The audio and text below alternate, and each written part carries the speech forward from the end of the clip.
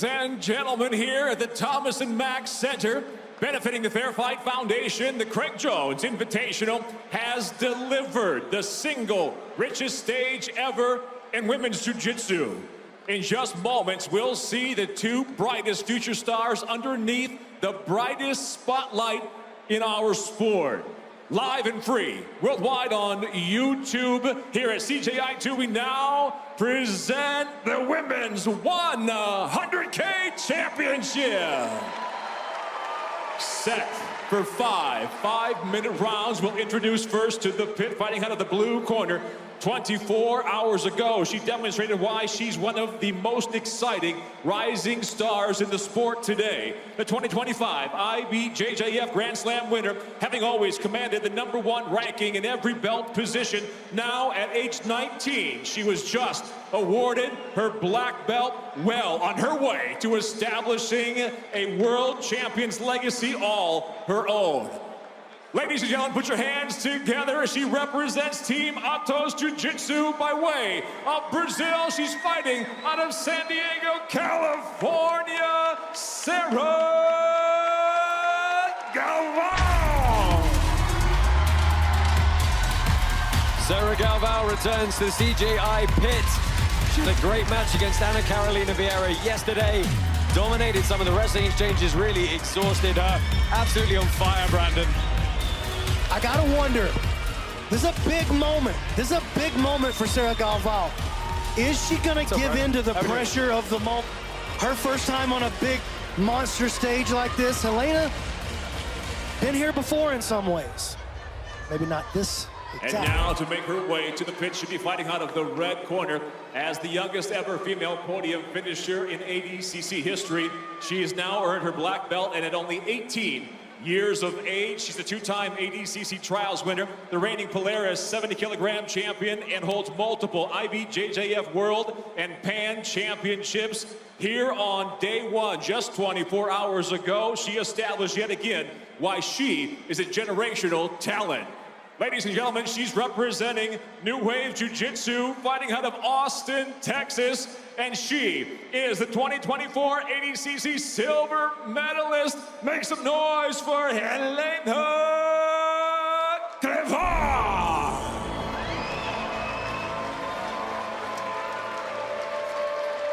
So Helena Crevar makes her way out, different outfit for yesterday. She's always got some style going on. The hair is well and truly buttoned up this time. Had a great match against Adolfo Norino. Was able to mix up the top pressure and falling back for some footlock grips here and there. Got the judges' decision win. She's been competing on huge super fight stages. Let's take a look at the tail of the tape for this one. Both these ladies, look, the key tagline for me, 18 years old and 19 years old, both with a whole host of junior titles. They're now making their waves as adults. They're both newly minted black belts. This has got all the makings of just an outstandingly classic match. Yeah, they're the future of the sport right here. You know, this is the youngest of the current generation to come through. 18 years old, 19 years old, and already at the very top of the game. And it begins. Tiger stripes for Crevar. Black rash guard and shorts for Galvao. Very interesting to see that Helena is standing, and look at that, looking for the tie-up. Now the pulse guard. And this is where you're going to see that pressure passing from Sarah Galvao. She's going to mix in pressure passing. She's going to go side to side, multi-directional. And look at this. Oh, my goodness, yeah, already clear. That was exactly the passing sequence she used in their gi match at Pans earlier this year. She would stack her up, grab the belt, use that to pass. I mean, if the name didn't give it away, I mean, you could kind of guess that she's Andre Galvao and Angelica Galvao's daughter just by looking at the way that she passes. Her style, it's Atos through and through. Sarah Galvao, of course, did the Grand Slam last year at brown belt. We spoke about that earlier with Mika Galvao winning all the 4 majors of the BJJ competition calendar in a single year. Helena is just so disciplined with her guard. She does an incredible job keeping her knee and her elbow together, whichever side's being threatened. So just doesn't allow any opening right there. Just a reminder, folks, we've got 5 fives on the clock here, and it's open scoring under our traditional CGI rule set. So the athletes and you folks at home and us in the arena are going to know who is ahead at all times. Trying to get this K-guard going. Or a scoop grip, rather. And one thing we didn't see really in the gi match, we did not see Helena get into these kind of positions. And of course, in that brown belt gi match, she was not permitted to go for heel hooks and leg locks of that nature. She's gonna pass this foot to the top side, try to get Sarah's knee to the ground and drag her into this backside 50-50 position. Knee to the ground, there's the figure four. Oh, Sarah just barely keeping her knee line safe. How about that foot in the armpit of Crevar to try and give her enough momentum to rip the other leg free. Oh, nice use, pinning that top leg. Sarah Galvao. Her foot is still out.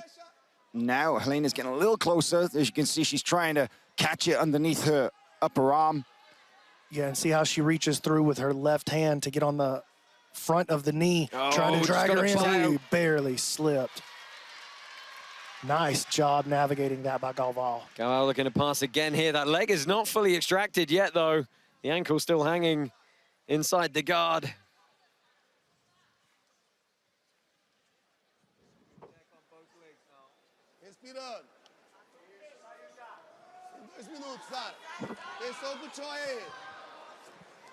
Sarah's clear now, and she resets her passing.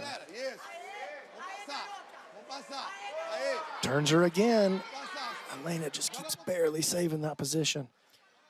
So flexible with her guard, but you know, she's gonna have to be careful, because one of the classic things we see, of course, is that dilemma of mixing the upper body and the lower body attacks. But Helena's been kind of very focused on the lower body. There it is, looking for the triangle stroke arm.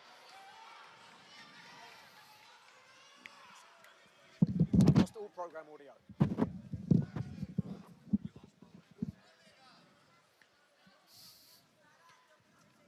Galvao passing on top here. About 1:20 left in round number one. Sarah pops out to the side, trying to get into her north-south passing. Helena reaching for a grip. Anything she can do to grab Sarah and try to drag her into the game. And they're away from the pit wall now as well, which is a little bit better, I feel, for Helena.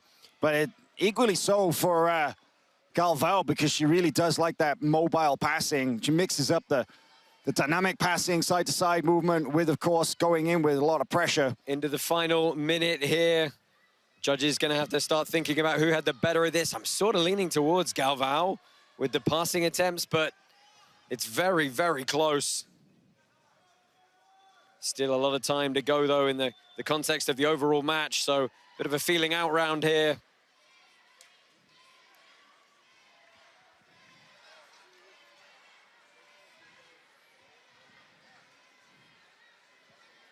You see Helena as well, she doesn't extend too much from bottom, you know. She's not chasing after Galvao, and that's smart.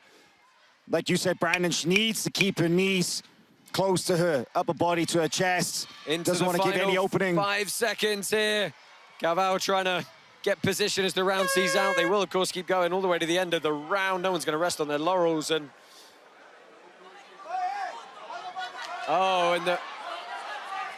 we've had a clock malfunction here.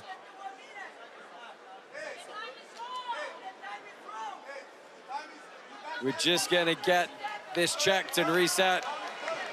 Yeah, some confusion. It seems technical issue. They didn't hear the end of the rounds. The referee didn't get the notification for the 10 seconds, and we didn't hear the bell.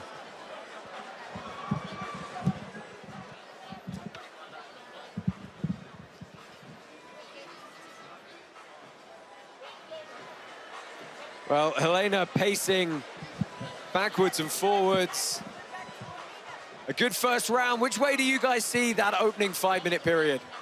Probably not going to be surprised to hear. I would have to lean towards Galvao on that one. I mean, she was able to turn her over to that turtle successfully one time. Helena recovered very well, very quickly, and then she almost got through a couple of more times. Felt like she was the one pushing the pace on it, so I got to give it to Galvao. Yeah, I'm inclined to agree. Brandon, I think she was doing the better of staying on top, working the entries, being the one to initiate most of the action. And an anxious moment defending that leg earlier, though, but She was never really in any danger. Exactly. Early submission setup, but no actual attack. So just making sure our brief technical difficulties are wrapped up as we get the clock reset here. Don't forget you can follow along with all the tournament action on the SmoothComp app. Download it on iOS and Android now.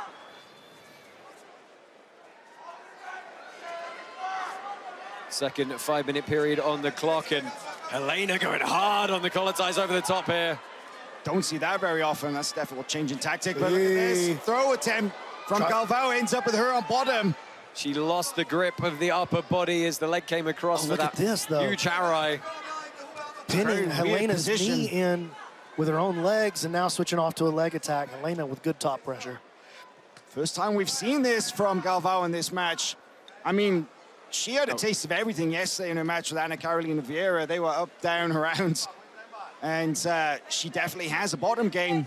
Yeah, let's remember this position. Oh, leg attacks, Helena Crevar sits up and big hand on the face to push her away. Sarah keeps her composure, finds herself back in the top position, though. Really nice job by Sarah.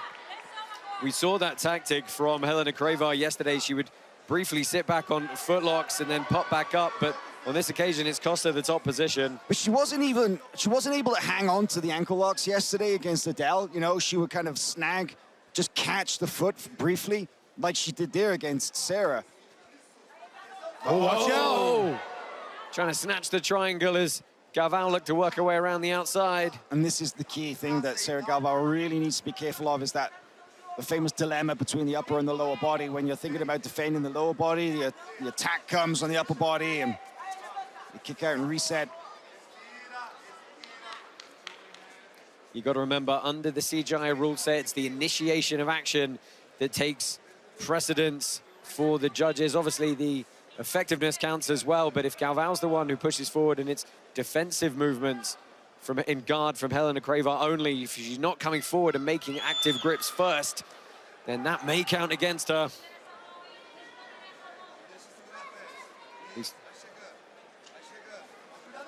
Got to be careful. Double underhooks pass, but Helena's trying to drag that arm out of there, pull her into a triangle or an armbar attack possibly. Helena got a nice deep grip. Got her elbow in behind the shoulder so she could really put a lot of force and rip that arm out of there. Nice job, Sarah. And you know, the first round was actually split on the scorecards. It was 2 judges had it to Helena and 1 judge had it to Sarah Galvao. That's a great point, Hal. We, of course, missed that with some of the technical issues going on with resetting the clock, but Crevar up for the moment on the judges' scorecards. Does that surprise you guys? No, I can see it either way. I'm a little bit surprised, if I'm honest, but I'm not a judge tonight, and I'm concentrating on other things while this is happening. Yeah, it was close. I don't think there was a, you know, obviously it was 2 judges scored it one way and 1 judge scored it another, so it wasn't like it was a clear-cut decision for that first round. Just like this second round, it's hard to call. Guys, how hard is it when you're facing an opponent with such dexterous legs? I mean, you know, if you can get your feet and your knees down towards the mat behind your head and invert, it makes the guard so hard to pass without grips. Yeah, Helena's hip mobility is incredible. The way that she's able to get over the top. She's kind of looking for a false rib here. No calf crush now because she's triangled the legs over the top. Counter lock. Could see Sarah go belly down on this. She can put the grip together that she wants. It's definitely possible. Helena scooping that heel, pull the leg out.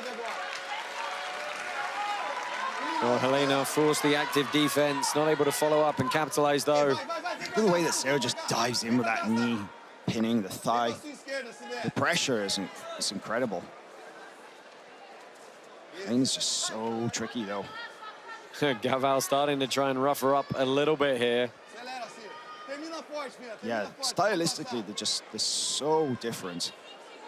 And, you know, this is the second time they've faced off. I can just see this match happening again and again and again over the years. In every tournament you imagine, we'll probably see it in the gi again. We'll see it no gi again. We may see it IBJJF World, ADCC World, who knows? So close guard now for Helena Crevar. First time we've seen it tonight. She climbs that guard nice and high. She's looking for a dead orchard. She is. Yeah, that's a 10 seconds armbar. left. It's both arms inside with a triangle. This is why that hip flexibility comes into play. Oh, she's locked her up good and tight here, but time is going to expire. Not a chance to see how that position plays out. That was interesting. Very.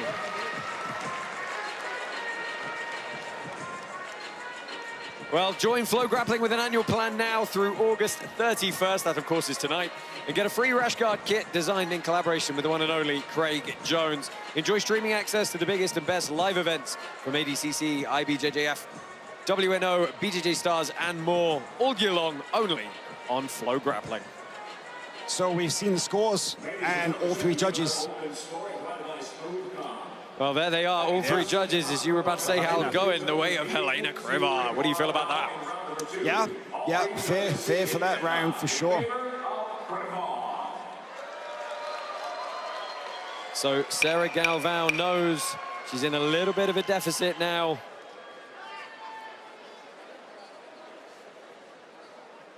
That's good. Thank you. You ready? You ready? Let's fight. Third round on the clock, and then if they need them, we go to the championship rounds 4 and 5.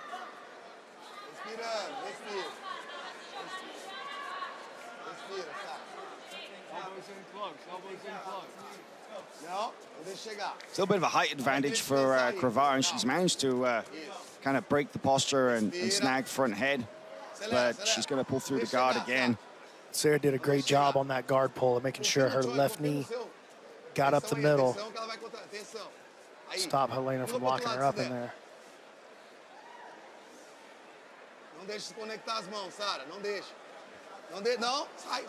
Triangle. Oh, she rips out. Kind of funky position now. Yeah, let's see what she can do from here. Very odd position indeed. Crevar's really monitoring that offside foot. She doesn't want Galvao to connect the legs here. And Galvao does not want her to sit up forward. Oh, she's going to turn it into a stack, yeah.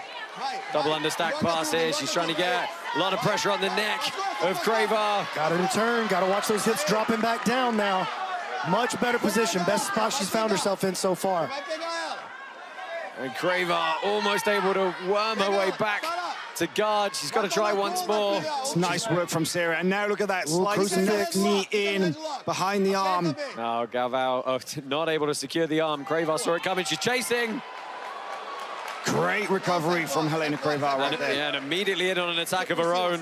Well, Helena was waiting on the back chase, and so as soon as she traded from front headlock out to the back attack, that was the space that Crevar needed. She's got an ankle lock grip here. She doesn't have the leg entanglement to really finish it, but that's a good bite. You don't really now need it she's anymore. Looking for it. You don't really need it anymore, man. That's new ankle lock technology sweeping the nation, dude. You get that butterfly hook in on the back of the knee, which is exactly the position she's got here. She's got the left foot stomping. She can get the grip she wants, and most importantly, the depth of the bite.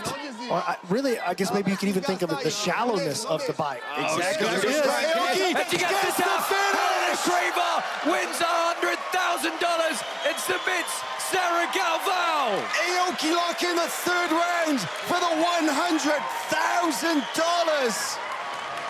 Helena Crevar with the submission. Incredible. Yeah, what a performance from Helena Crevar. She was ahead on the judges' scorecards. Anyway, she kept going to the well on the leg entanglements. And eventually it paid dividends. Here's a look back at the finish, and she just got the extension. You said it, Brandon. You get that bite, that shallow bite. It's all over. Look at the turn on it as well. And she didn't end up having the butterfly hook in, interestingly. With the rotation, a lot of breaking pressure through the ankle and the knee on that lock. Yeah, as you said, the heel popping out slightly at the end. Helena Crevar, she's been making waves for a few years now as a prodigy, and at 18 years old, she banks the biggest prize in women's jiu-jitsu history. Went through two-time ADCC champion Adele Fornerino yesterday, and an IBJJF Grand Slam winner in Sarah Galvao today. What a run. What a run. What a finish. What a statement in the final to win that record cash prize. Let's go ahead and join Michael C. Williams. He has the official decision. Ladies and gentlemen, here in the tournament final, the end comes with 2 minutes, 31 seconds remaining in round number 3. The tap by way of an ankle lock by submission. She is now the CJI 2 Women's $100,000 tournament champion, Helena Crevar. Helena Crevar, $100,000 richer. John Danaher, of course, still coaching in the team's final as well. He's been coaching Helena for several years. Alex Wendling is with our new champion. Congratulations to Helena Crevar. We gotta get a little shot of the little ring she's got here for the 100K. And you also solidified that win with a submission. So how's it feel? Feels amazing. I was feeling really confident on this match. And the whole weekend, I really felt at my best. So I'm happy to have gotten the win.